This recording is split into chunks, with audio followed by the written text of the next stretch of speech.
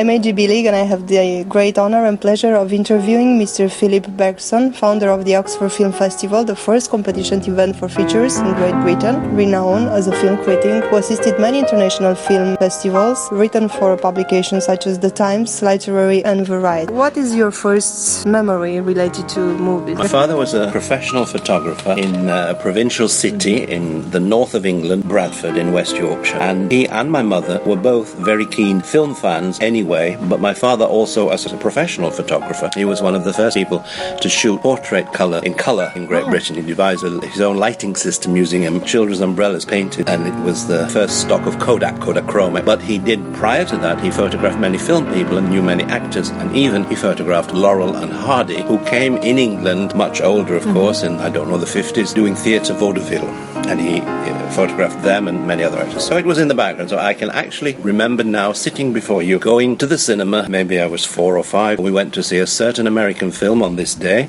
and in that year, those years, the city of Bradford, which is a city of maybe 400,000 people, had many, many cinemas, and it was normal for the cinemas to show continuous programs, so you could go in at any time. And in this case, we sat 2 times through the same film. It was in black and white, and there was Marilyn Monroe in the film, and it was Some Like It Hot. So perhaps that has a lot to explain for some of my strange tastes in movies. What does cinema mean to you? Emotion in motion. I think it is the summation of all the arts that man has created on the planet, because it includes all the 7 arts: music, photography, dramaturgy, poetry, etc. And the cinema, when it's done well, when it does it well, does all of these better than anything else. Better in the sense that a theatre performance, somebody might cough. Of course, it's live, somebody might be sick.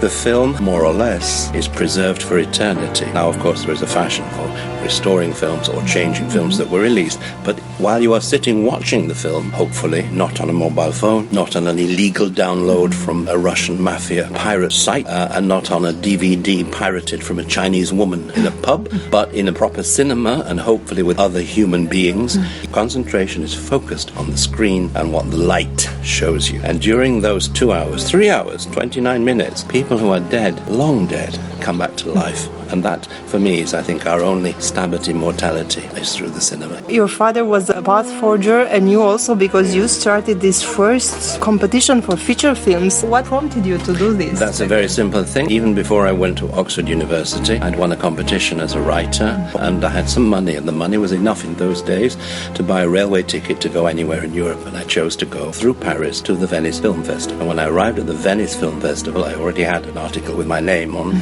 so I showed it to somebody who in fact was a very famous film critic, and subsequently we became friends. He was at that time maybe for a small job working in one of the press departments, and he gave me a little ticket, not the big ticket, but a little ticket, which meant I could go to see press screenings in certain films. And while there, I made my first interview, and I came back to England, began at university, and when I arrived at Oxford University, because I'd already had published articles about cinema, they immediately said to me, the editors of the student papers, you will be our film critic. So at the end of the first year, I went to San Sebastian, in the San Sebastian Film Festival, and it was the year of Sophia Loren and Richard Burton, etc. And of San Sebastian was the height of glamour, with banquets, with big American movies having their premieres. And I went back to England, and I had an article published in a quite well-respected weekly paper called The Spectator. So I thought at the end of my university career, if I can do this, then I want to do this. And having been to a couple of festivals and seen that those films, many of the foreign films, were not coming to England, I thought, well, we could make a little film week or a film club and bring them to Oxford. And of course, the name of Oxford meant most of the people that I personally met at the festival said, yes, we would gladly send our film, or we would bring our film. Of course, we never had any money. The festival ran till 1984. It was all voluntary, but we did get a certain amount of sponsorship. But we got usually alcohol, bottles of this, bottles of that, from anybody who wanted to either launch or who had been himself at Oxford and thought, oh, well, if Rita Hayworth will come, we'll send Pernod for 600 people. So, of course, we had an atmosphere, so it was like a festival. Our biggest success was when a famous person did not come, and that was Rita Hayworth. It was a 2-week festival, and she would only come in the second week.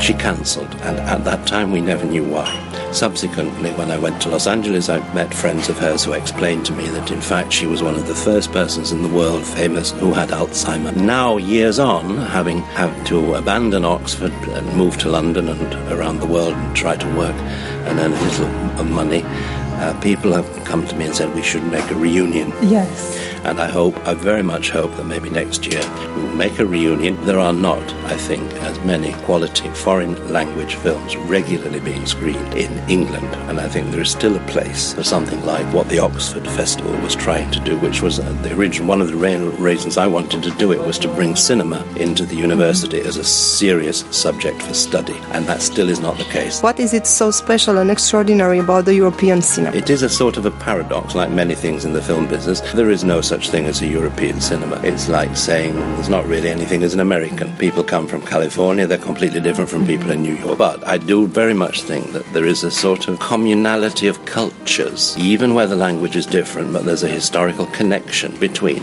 And this comes out in the way some films are made, the style of acting, etc. And currently, I do find big American films completely not interesting. You were part of the jury at the 11th edition of Romania International Film Festival.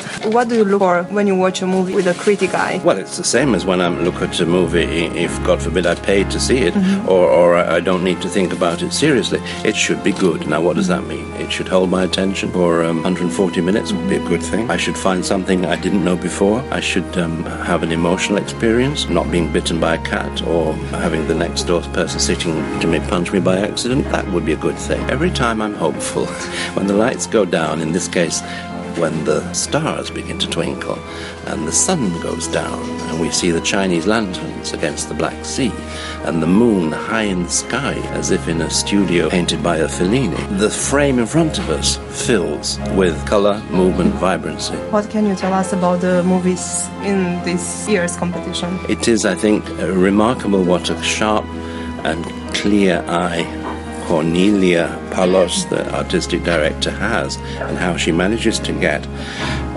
to a very strange place and with a very tiny budget, films of very high and serious content, some of which have already received awards in other festivals. I hope our judgments will be confirmed by subsequent screenings in other countries and at other festivals. The kinds of films are very serious and nevertheless very colourful. We've seen Armenia, we've had windows on Georgia, countries I haven't been to. But we have seen the faces, the expressions of hope or of sadness from a number of different countries, and were very well acted and very artistically together.